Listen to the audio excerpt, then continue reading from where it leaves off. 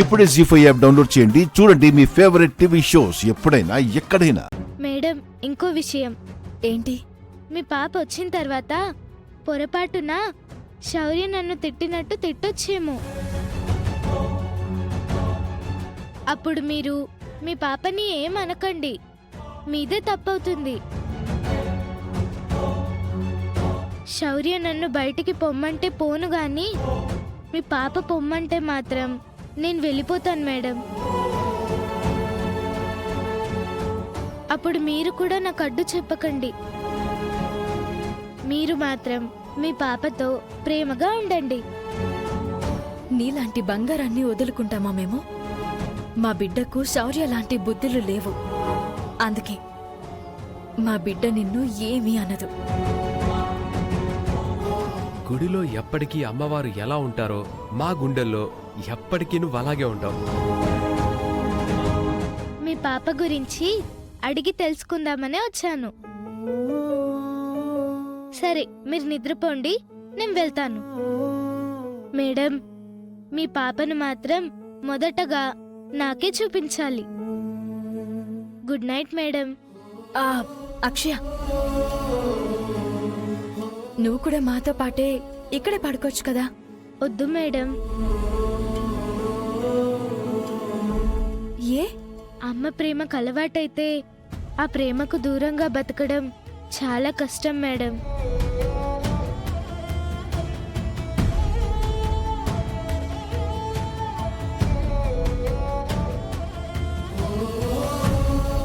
ఇప్పుడు మీరు తోడుండి తర్వాత నేను ఒంటరినైపోతే నేను అస్సలు బ్రతకలేను మేడం.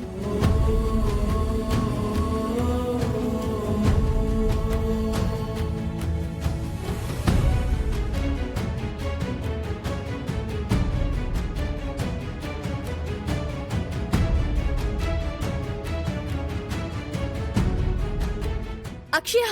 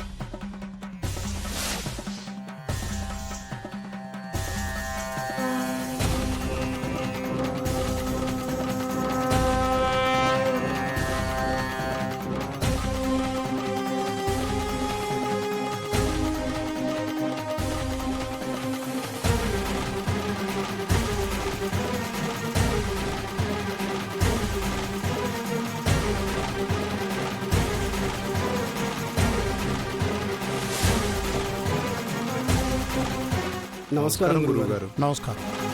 నమస్కారం గురువుగారు. నమస్కారం. యాగానికి అన్ని ఏర్పాట్లు పూర్తయినట్టే కదా రవీంద్ర శర్మ గారు? ప్రాణగండ నివారణ యాగానికి సంబంధించిన ఏర్పాట్లన్నీ పూర్తయ్యాయి గురువుగారు. ఇక యాగాన్ని జరిపించుకునేవారు రావడమే ఆలస్యం.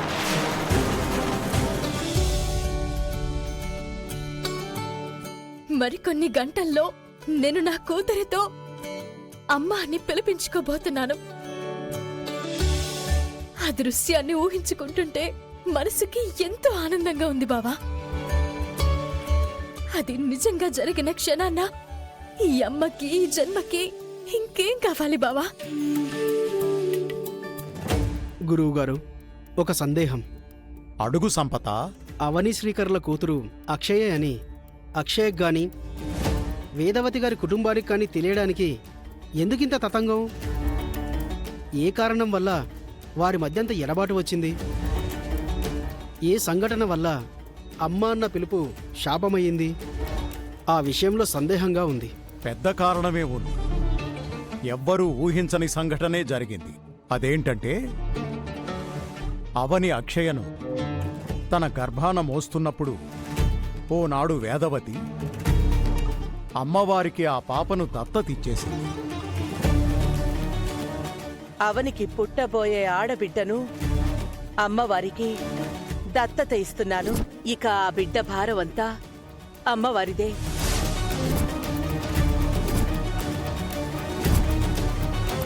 ఆ రోజు వేదవతి తన మనసును అనుకున్నది వేరు, అక్కడ జరిగింది వేరు. ఆమె తెలియక చేసిన తప్పు వలన అవని అక్షయలకు శిక్ష పడినట్టయింది. ఏదైనా సరే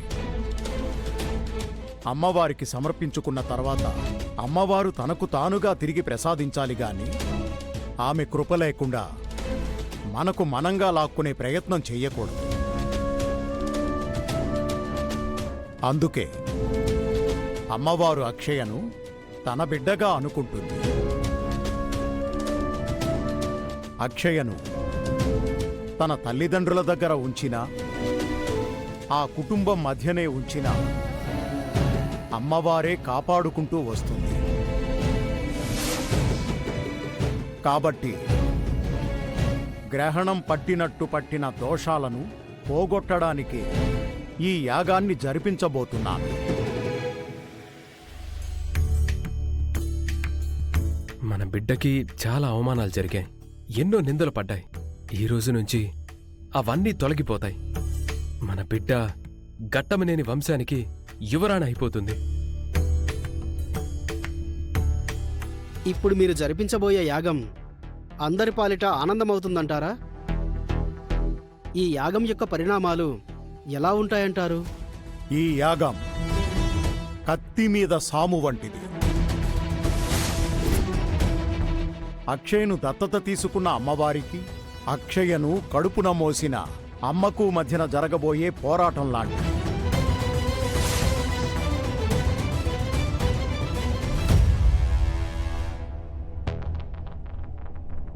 అమ్మలగన్న అమ్మ ఆ జగన్మాత మరో అమ్మ మనసుని అర్థం చేసుకుంటుందని అనుకుంటున్నాను. మరో మాతృ హృదయానికి ఊరట కలిగిస్తుందని ఆశిస్తున్నాను. అవనికి న్యాయం చెయ్యమని అర్థించడానికే ఈ యాగానికి పూనుకున్నాను. ఒకవేళ ఈ యాగాన్ని జరిపించడం అమ్మవారికి ఆగ్రహం తెప్పించే పనైతే గనక ఏదో ఒక రూపంలో ఎవరో ఒకరి మీద ఆ కీడు దాడి చేస్తుంది.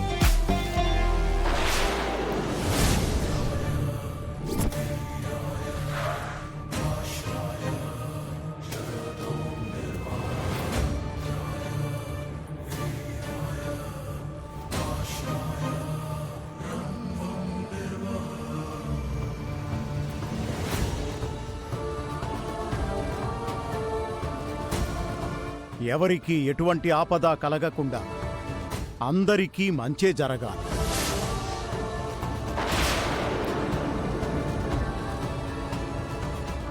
జీ5 యాప్ డౌన్లోడ్ చేసి అన్ని ఎపిసోడ్స్ పూర్తి ఉచితంగా చూడండి.